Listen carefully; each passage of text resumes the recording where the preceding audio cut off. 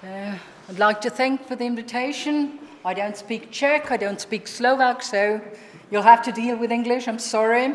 But there's something very interesting that we met driving down there. You have an airport, which means I'm expecting that the excursion is going to be flying around because we're dealing with aerial archaeology.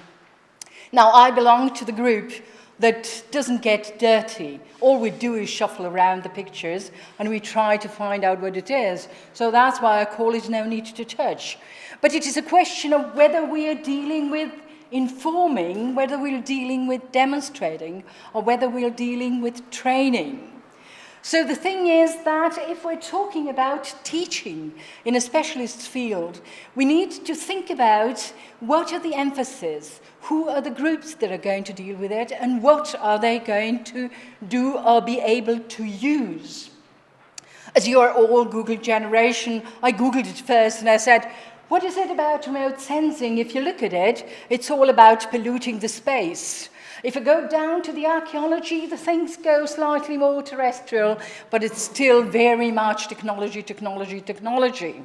If we go into aerial archaeology, you'll notice right away it's very bleak, it's very black and grey. It says it already has more than 100-year tradition. And it's dealing with a lot of historical things, not just the thing that's been recording 5 seconds ago. And if you look at the archaeology, down there you'll see slightly the integration. If you look in Google, you're going to have this situation of saying there are already integrated things in it, which means we are dealing with an information that's been a long time going parallel to what the field archaeologists do. But the thing is that if we look at it properly, we'll see that a lot of it is now trying to be put back or put together with the other ways of working. What is the basic material that we're having? Of course, the orbital part is probably the most well-known and very much missed in the first decades. That's satellite imagery. And of course, we now go to scanning it's mainstream. Everybody needs this cloud of points that allow you to do I don't know what sort of 3D things. There is an enormous millions of pictures that already exist of 100 years of recording the landscape in all possible ways, in all possible depots and archives that we never really have proper access to. They are not organized in a way that you would want to.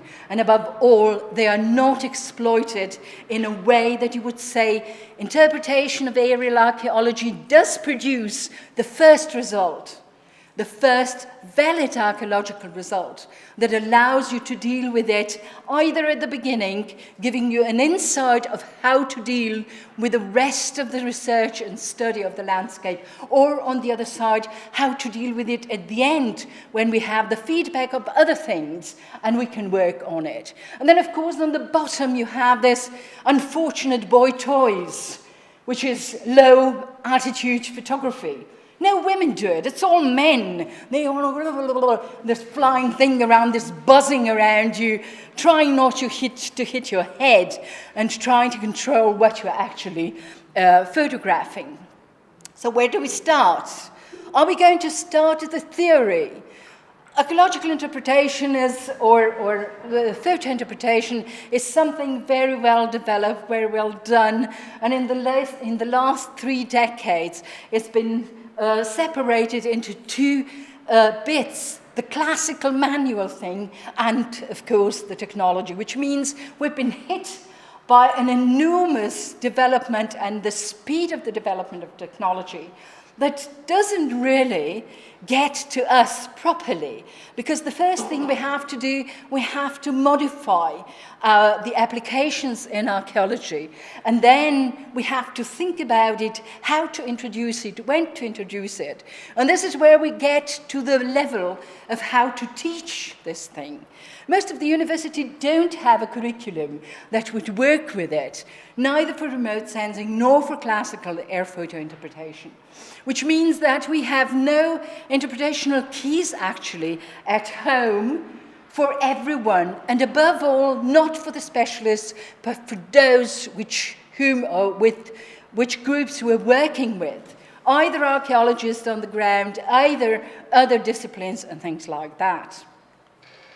So, what is the next possibility that we're having? Oh yeah, this one is doing something, it's writing something, which means you have the general keys and the archaeological keys on the side. Of course, we now have something that is called Google Experience. Everybody knows how to Google his house. Everybody knows how to Google his grandmother. But have we learned a lot of things? Most of the people still don't at least use the historical module within the Google Earth. It's just giving you an insight of what the last 10 years have been going on. Just the last 10 years, think about it, that you have 100 years of recording the landscape. And you can just Google yourself a bit and say, oh, this has been changing in the last 10 years. So, I think that all things start in the historical archives. We have an enormous discussion about this historical archives, and we never get anywhere, because everybody wants to sell now the pictures. I'll give you the situation in Moscow. When I was first there, during the time of Glasnost, I could see everything. The man at the door said, oh yes, it's behind the kitchen, just go and look for it. 5 years later, and I was stupid enough to miss the moment, and 5 years later they said, oh yes, each picture is $45. I like this one saying about historical archives. Why? Because it's combining archaeology to how we do it and what we do. If you're good at it, you're going to notice that this is a runway, and you have aeroplanes.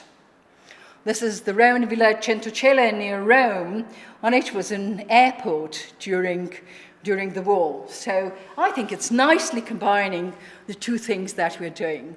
Now, the archives means that we are, of course, doing it digitally now, but a lot of times in teaching, you are just confronted with a lot of paper and a lot of pictures, and you have to be able to deal with it in a systematic way, especially with the people who are new to it. So if we're going to put some salt into what we're talking about teaching, let's try to see understanding. This comes from knowledge. It's about knowledge that we're talking, and talking about knowledge means that it's about a certain topic. It's about certain areas that we're talking about. And only at the end of it comes the skills. Of course, in order to have a result that could be read by anybody, especially the people that do the peers that do the work, we need to do it in a way that is understandable to anybody. So, we're trying to look at who is actually the target group. Is it the general public? Is it field archaeologists? Is it students that are beginners? Is it students that are already advanced? Are specialists interested in something that, as specialists, we can teach them still or we can discuss about? So, as I said it at the beginning, it's about informing. Who is supposed to be informed? They have to be dazzled in the first place. And 3D or anaglyphs are always a good one. Then you can demonstrate. This is saying, this is how things are done. And the third thing is training. This means repetition. It means going into depth of how all the procedure works within certain environments. Now, this is what we have available. It's workshop, it's specialists' courses. Of course, people are involved in projects if the projects are covering the remote sensing part. We have curricula, we have internship now, and we have joint masters. Air photo interpretation is actually a balance between experience and technology. So let's do it the old-fashioned way, which means we go to the archives, we talk about reconnaissance, which means introducing the flying, We talk about what we do on the ground, which is analysis and interpretation, and/or the teaching may include both things. And of course, above all, it's not about pushing the buttons. It's about archaeology.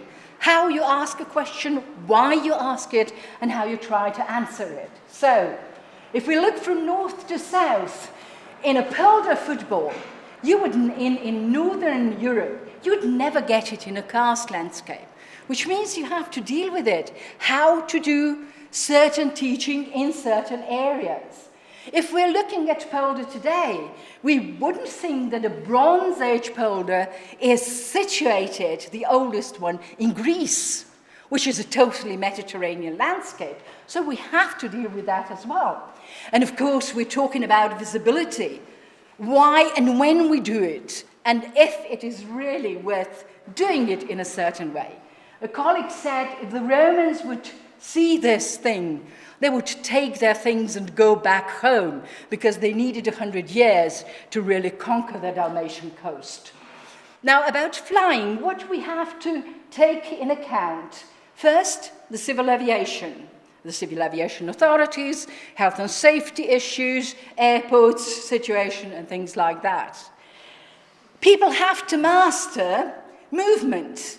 You're not going to move in the air much, but the airplane is moving. So your things may be stable down there, but you're moving around, which means we're trying to teach them how to deal with it. So first they have to run in order to be able to record on the ground and then in the air. We prepare with them, we discuss how the flights can be prepared, either if we're doing stripes or when we're doing site-oriented thing. Of course, your pilot and your trainee have to get together. They have to be able to talk. So we have a lot of discussions between them. And sometimes, when you're starting a school in a new territory, you have to teach the pilot first before you actually start teaching in a school. What do you do in the air? Most of the time, you're looking. You're trying to record properly. You're trying to deal with how to address the pilot, how to address the situation. And of course, we have now a lot of aid. All the metadata of the pictures is done by the camera. All the metadata of flying is done by the GPS, blah, blah, blah, blah, blah. 20 years ago, all this did by hand. When you're on the ground, the thing is slightly different.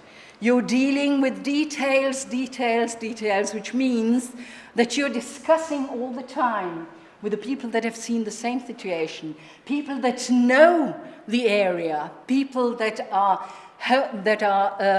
at home with the situation, either historically or environmentally.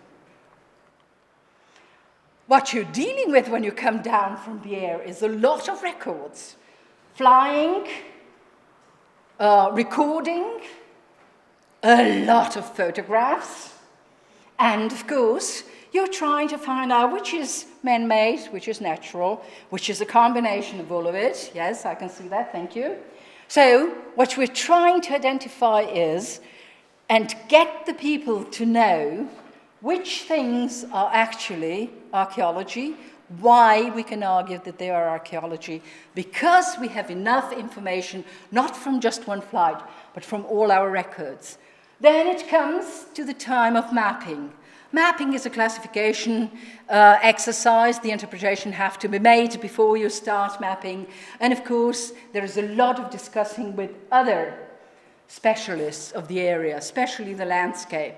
And people don't particularly like mapping because it's sometimes a very tedious thing. So you can go from an air photo to a thematic map. You go from a thematic map to a study, for instance, of a urban texture.